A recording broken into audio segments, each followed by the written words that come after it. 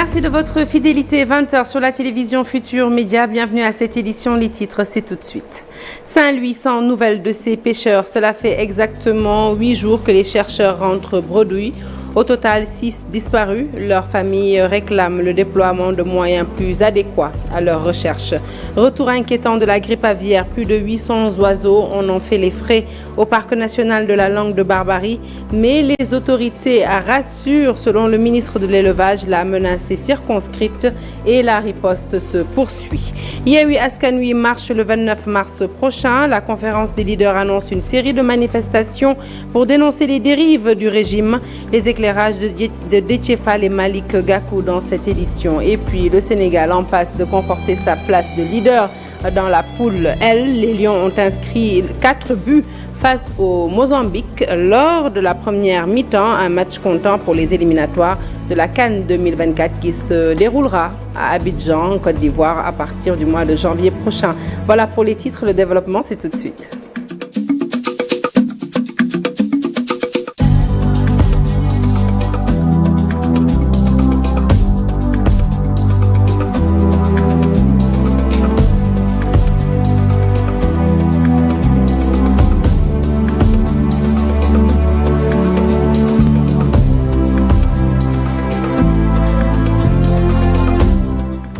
Bonsoir à toutes et à tous. Je vous l'annonce donc tout de suite en titre, un journal que nous ouvrons avec le match Sénégal-Mozambique comptant pour les éliminatoires de la CAN 2024. Le Sénégal, premier de la poule, en passe de conforter sa place de leader puisqu'il a inscrit 4 buts lors de la première mi-temps, n'est-ce pas, cher Sadibou Diarra?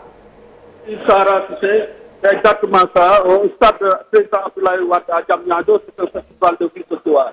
Après 45 minutes de jeu, le Sénégal surplace le Mozambique sur le score de 4-0 dans ce match comptant pour la 3e journée des éliminatoires de la CAN 2023. Des réalisations de Savali à la 9e minute, Sadio Mané à la 15e minute, Iliman Ndiaye à la 31e minute et Boulaye Dia à la 39e minute. Une rencontre parfaitement maîtrisée donc par les champions d'Afrique, vivement inquiétés par les Mozambicains. Le milieu de terrain, Idrissa Gana Gueye en profite lui pour entraîner sa 5e sélection. Autre fait remarqué, le stade est loin d'être plein. Le retrait des billets dans les points de vente par la Fédération sénégalaise de football pour éviter des manifestations d'appartenance politique en est peut-être la cause. Sur la pelouse, les Lions font le job pour le moment. S'ils s'imposent, ils peuvent aller décrocher la qualification à la CAN 2023 dès la 4e journée des éliminatoires lors de la manche retour, le 28 mars prochain à Maputo. Merci. Allô, Sarah? Oui, cher Sadibou Diarra, je vous entends. Ok. Vous avez d'autres questions? Non. C'était juste le résumé du match. Un match qui n'est pas encore terminé. On espère que la seconde mi-temps sera aussi fructueuse que la première. On vous retrouve peut-être dans nos prochaines interventions. Merci, cher Sadibou Diarra, donc en direct du stade Abdoulaye Wade. Parlons de tout à fait autre chose à présent.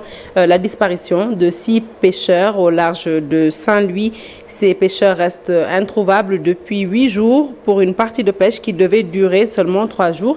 Ils avaient pris départ depuis Tengech, mais les multiples recherches entamées n'ont encore rien donné. Le propriétaire de la pirogue et les membres de la famille basée à Saint-Louis lancent un message au chef de l'État afin de déployer de plus gros moyens au profit de leurs recherches. Djibril Seck est justement au micro de Seynou Diop, nous l'écoutons.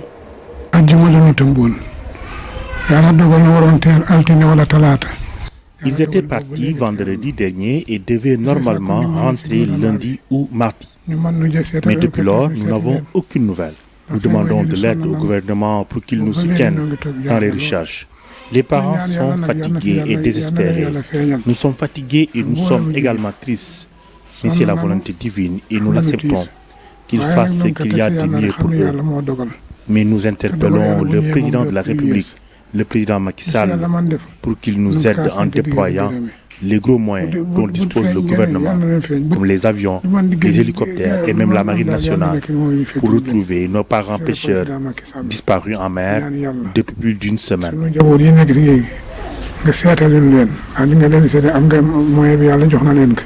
Et nous restons avec vous, Ousseynou Diop, pour parler de ce retour inquiétant de la grippe aviaire dans la région de Saint-Louis. Elle a tué 800 oiseaux.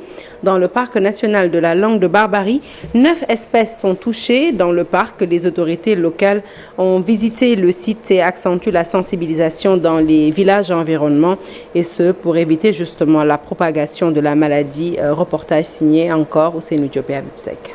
Les locales ont visité le parc national de la Langue de Barbarie de Saint-Louis pour évaluer les résultats de 15 jours de lutte contre la grippe aviaire qui a déjà emporté plus de 800 oiseaux. Une situation rassurante trouvée sur place, selon le gouverneur de la région de Saint-Louis. Parce qu'aujourd'hui, nous avons eu 5 mouettes à tête grise, 2 sternes et 2 poussins. Ça veut dire un total de 7 cas de mortalité, ce qui veut dire que quelque part, nous avons une tendance baissière. Sur le site, 7 oiseaux ont été ramassés, ce qui témoigne de la tendance baissière de la grippe aviaire. Selon le conservateur du parc national de la Langue de Barbarie, Nicolas Bentigomis, la maladie a touché 9 espèces dans le site. On a constaté qu'il y a 9 espèces d'oiseaux qui sont touchées par cette maladie-là. Et c'est des oiseaux qui migrent, qui arrivent au niveau du site, qui se reproduisent. Les autorités rassurent la population saint-louisienne. Elles calment les esprits des aviculteurs qui étaient très inquiets ces derniers jours.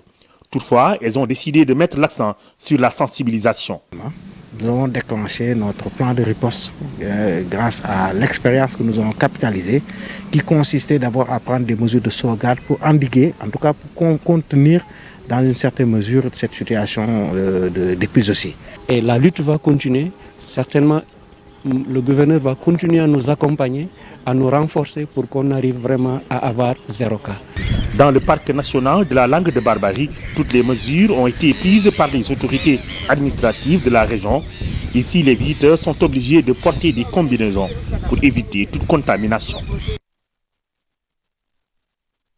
800 cas de grippe aviaire détectés à Saint-Louis, plus de 1380 sur le territoire national, mais le ministre de l'Élevage et des Productions animales rassure. Selon Ali Saleh Diop, la menace est circonscrite et la riposte se poursuit. L'autorité a tout de même exigé des aviculteurs le respect du protocole sanitaire. Le point, c'est avec Abdou Diouf Diagne et Ahmadou Bamba Samba. À ce jour, 1381 cas de mortalité d'oiseaux ont été enregistrés, dont 310 au Lac Rose, 208 à l'île de Yoff, 863 au parc national de Langue de Barbarie. Et la première ferme avicole touchée se situe à Poutou, dans la région de Louga.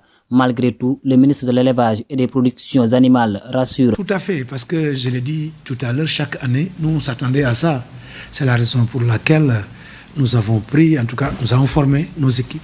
Et nous étions en état d'alerte pendant cette période pour pallier en tout cas à toute éventualité. Maintenant, non, pas du tout. Maintenant, ce qu'il faut considérer, ce qu'il faut voir, c'est qu'effectivement, c'est une situation qui est là, qui peut évoluer. C'est pourquoi, effectivement, l'alerte est là. Pour arriver à bout de cette maladie, les fermiers sont invités à observer strictement le protocole. Non, c'est un phénomène et il faut continuer la lutte, il faut continuer en tout cas à sensibiliser l'ensemble des acteurs au niveau donc des fermes pour leur dire qu'effectivement nous avons constaté ce phénomène-là et que les mesures de biodiversité soient en tout cas préservées.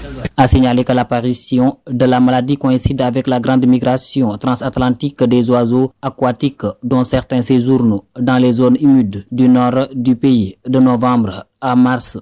Allez, parlons consommation à présent. Impossible de trouver du sucre en poudre sur le marché. Les consommateurs haussent le ton et accusent l'État et la compagnie sucrière sénégalaise. Selon le vice-président de l'Association des consommateurs du Sénégal, il est inconcevable en plein mois de Ramadan que les consommateurs ne puissent disposer de sucre. Il demande au gouvernement de céder une certaine quantité encadrée, le temps de répondre à la forte demande. Nous écoutons Mohamed Sissé. Il est interrogé par Alassane Ba et Pape Sangone Mbaye. Pas comprendre qu'en période de Ramadan, que le marché soit asséché et que nous soyons confrontés à une double demande et que la compagnie sucrière n'arrive pas à nous offrir la quantité nécessaire pour couvrir la demande. C'est pourquoi, en tant que consommateur, Nous, ce qui nous intéresse, ce n'est pas la quantité qui est à la compagnie sucrière sénégalaise, mais c'est la disponibilité géographique au niveau du consommateur. Le consommateur, quand il se réveille, il s'approvisionne au niveau de sa boutique. Et au niveau des boutiques, il est très, très rare de trouver le sucre dont vous avez besoin en cette période de Ramadan. C'est pourquoi nous demandons à ce que le ministère du Commerce prenne les dispositions nécessaires parce que la demande est là pour couvrir le marché, c'est-à-dire ouvrir une certaine quantité encadrée au moyen pour pouvoir alléger la souffrance des consommateurs sénégalais le temps que dure le Ramadan et que la compagnie puisse, après le Ramadan, puisse poursuivre ses ventes jusqu'à épuisement du stock. À la une de l'actualité politique, Yewwi Askan Wi qui annonce un plan d'action national pour dénoncer les dérives du régime en place. En conférence de presse cet après-midi, la conférence des leaders a annoncé une marche le mercredi 29 mars prochain, itinéraire de la marche, rond-point de l'UCAD, arrivée poste Médina. D'autres manifestations seront tenues également dans les 46 départements du Sénégal le jeudi 30 mars, mais également le lundi 3 avril. Pour les précisions, nous écoutons tour à tour Déthié Fall et Malick Gakou, membre de la coalition, au micro de Mamadou Fall. L'objectif ultime, c'est le départ du président Macky Sall le 25 février 2024 et la participation de tous les candidats. Et loolu bu leen ko perdre de vue. Et ne pas le perdre de vue, mooy ñu xam ni en toutes circonstances dañu war am un mental solide, war am une capacité de résistance et de résilience, mën en toutes circonstances relever ou faire face. C'est le président Macky Sall qui est dans une entreprise de destruction de ce pays-là. Notre pays vit des moments sombres de son histoire, avec des arrestations arbitraires, avec des violations systématiques des droits de l'homme, avec des entorses à la démocratie et avec des emprisonnements tous azimuts de toute idée contraire aux idées du pouvoir et de sa majorité. Cette situation extrêmement compliquée et complexe nous renvoie à la nécessité pour l'opposition de se battre pour sauvegarder les acquis démocratiques. Parlons à présent de l'arrestation du docteur Babacar Niang, patron de la clinique Souma Assistance, le président de l'association des cliniques privées par ailleurs. Vice-président du syndicat des médecins privés du Sénégal, Dr Fallou Samb s'en offusque. Selon lui, il n'avait pas besoin de cette garde à vue. Cette garde à vue portant préjudice à ses obligations professionnelles. Dr Fallou Samb estime par ailleurs que l'état de santé de Dr Babacar Niang nécessite une libération dans les meilleurs délais. Nous l'écoutons au micro de Thierno Laurent Mendy. On l'a vu hier au commissariat central et il est très serein parce qu'il est convaincu qu'il a la vérité avec lui. Il a été arrêté dans l'exercice de ses fonctions, ce que nous déplorons, parce que c'est un médecin, il a fait son travail et je crois que pour des faits comme ça, peut-être il avait besoin juste d'être convoqué, entendu et être reconvoqué si besoin en est. Mais arrêter un médecin dans cette situation très difficile, c'est ce que l'ensemble des médecins du Sénégal, publics comme privés, déplorons et nous exigeons quand même sa libération dans les plus brefs délais. C'est une personne âgée dont l'état de santé n'est pas très compatible avec le milieu carcéral et nous demandons solennellement à l'autorité de pouvoir le libérer et peut-être le convoquer si besoin en est pour complément d'enquête. Je crois que c'est à l'accusation d'apporter la preuve. Quand il parle de négligence, je crois que c'est à eux d'apporter la preuve de cette négligence. Mais d'après ce que le docteur Niang nous a dit, il n'y a pas de négligence du tout parce que le malade a été pris à son lieu d'accident. Le scanner a été fait par le docteur Niang. Maintenant, le problème qui se posait peut-être, c'est un problème de prise en charge. Et avec ce défaut de prise en charge, ils ont quand même voulu le transférer à l'hôpital principal. Mais il faut dire que ce malade est arrivé vivant à l'hôpital. Donc je crois qu'on ne peut pas, à l'état actuel de la situation, prouver qu'il y a une quelconque négligence dans cette situation-là. Et des nouvelles du docteur Babacar Niang, justement, sachez qu'il a vu sa garde à vue prolongée. Il est, je le rappelle, poursuivi pour non-assistance à personne en danger et homicide involontaire. Et quant au secrétaire national à la communication de PASTEF Les Patriotes, El Malik Ndiaye, il a bénéficié d'un retour de parquet après son déferment. Il est poursuivi pour diffusion de fausses nouvelles. Il est donc retourné au commissariat central de Dakar. Il y a passé la nuit en attendant de faire face au juge. Nous restons dans le domaine de la santé avec l'hôpital Fann qui, une semaine durant, va offrir une prise en charge gratuite aux malades atteints notamment d'hydrocéphalie. Ces malades, qui sont des enfants pour la plupart, vont dans le cadre d'un partenariat entre l'association Théo Touraine et le service de neurochirurgie de Fann, bénéficier d'opérations gratuites, des interventions qui naturellement vont changer la vie de ces enfants. Selon le chef de service de neurologie à Fann, le professeur Momar Kodeba, que je vous propose d'écouter dans ce reportage signé Fatima Touré. Cet enfant vient de sortir du bloc opératoire après plusieurs heures d'intervention. Il était atteint d'hydrocéphalie, une maladie due à une accumulation de liquide à l'intérieur de la boîte crânienne. Dans les interventions, les personnes à revenus faibles sont ciblées.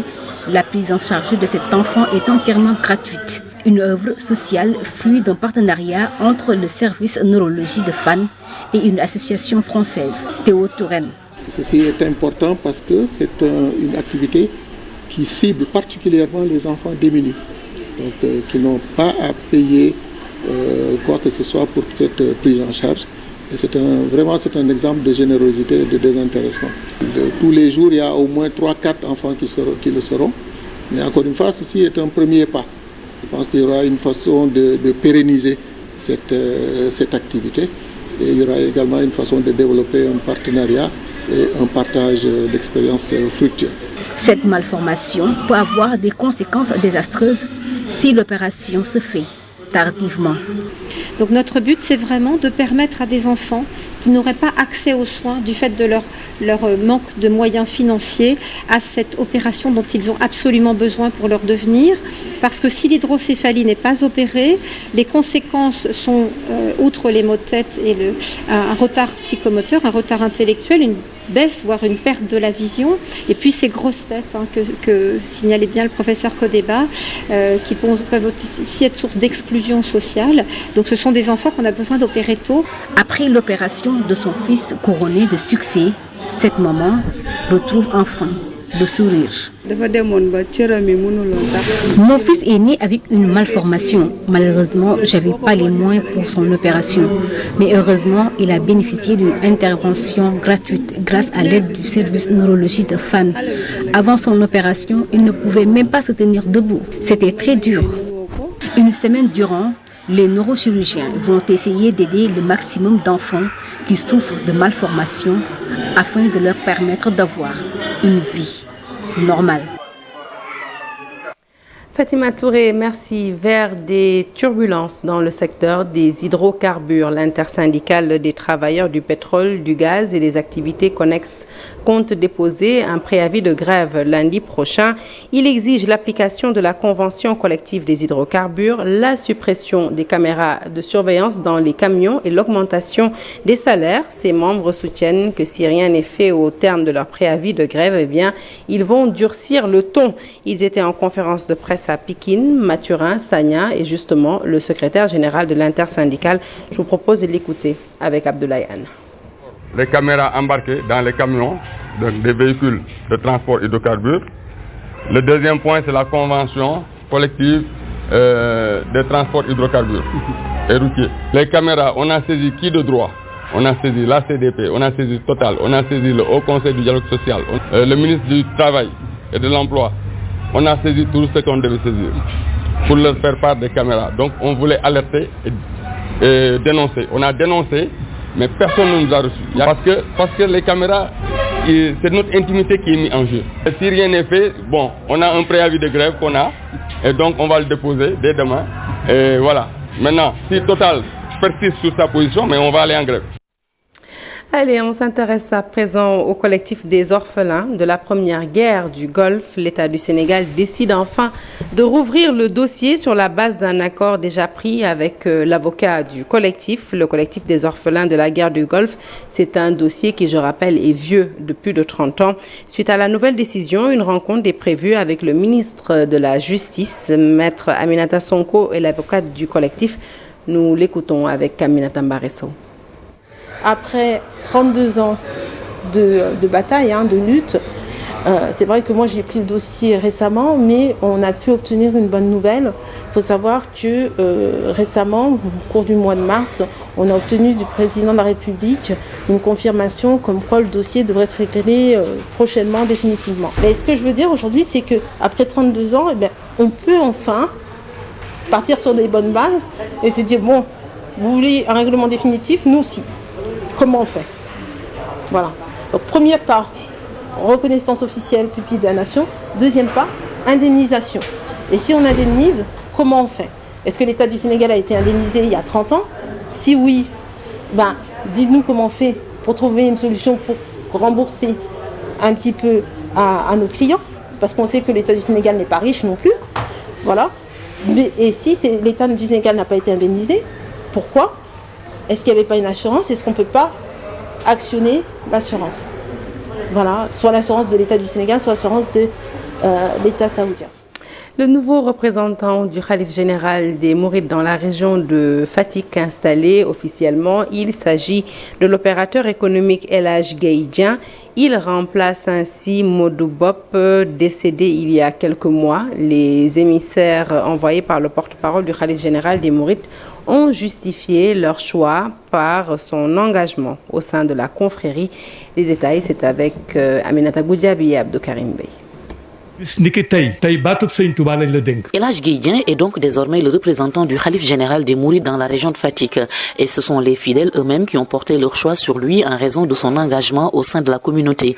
Une fonction très sérieuse qu'il entend remplir selon les recommandations de Serigne Touba. D'abord, alhamdulillah, il faut savoir rendre grâce à Dieu. Donc, prier pour qu'Allah subhanahu wa ta'ala nous garde et nous préserve Serigne Mountakha Bassirou. C'est vrai que c'est un défi parce que porter la voix du Khalif général des Mourides n'est pas si facile. Mais on peut dire qu'on est bien à l'aise parce que c'est lui qui l'a voulu ainsi. Nous ne faisons qu'essayer d'avoir de bonnes intentions et de travailler avec l'ensemble de la confrérie de la région de Fatick pour qu'on puisse avoir donc la bénédiction du Serigne Mountakha. Il a été officiellement installé par une délégation envoyée par le porte-parole du Khalif général des Mourides, Serigne Bassirou Abdou Khadre. Taalibi Mouride bu mag di jëwriñ ci yoon wi nekk na jëwriñ sax lu yàgg Serigne El Hadj Gueye Dieng mu nekk kilifa gu mag ci dëkk bi képp koo xam ne yaa ngi Fatick taalibi Serigne Touba xam nga taxawaayam ci dëkk bi bu baax a baax a baax. Le nouveau responsable moral des Mourides de Fatick est un opérateur économique. El Hadj Gueye Dieng est vice-président de la chambre de commerce de Fatick, mais il est surtout connu à Fatick pour ses actions dans le développement. Moderniser la maison de Serigne Touba à Fatick figure parmi ses priorités. Notre prédécesseur n'avait pas posé la première pierre, mais il avait l'intention de réaliser ces travaux. Donc la pose de la première pierre a été effectuée tout récemment donc avec Mam Thierno Cheikh Awa Balla Mbacké de Darou Marnane, donc avec l'ensemble des talibés mourides de Fatick. Là, franchement, nous avons l'intention de réaliser ces travaux conformes